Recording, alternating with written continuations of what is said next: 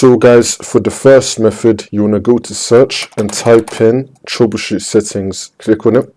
And now once you run this, you want to click on other troubleshooters. And now you want to find Windows Update. Click on run. And now once you run this, you want to select I can't download, install or uninstall an update. Click on this. And now once this comes up, you want to click on yes to run the Windows Update diagnostics. You want to go through all the steps that will come up here and then see if that works for you. If that's still not working, then for the second method, you want to go to search and type in CMD. Now you want to run it as administrator. And then click on yes.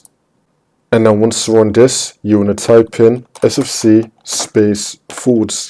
/scan now. And then click on enter. And you want to run this scan. Wait for this to load.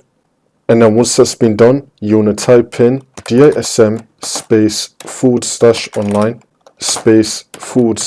/cleanup-image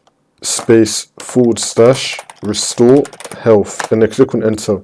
And you want to run this scan as well. Wait for this to load. And now once you complete both those scans, just restart your computer.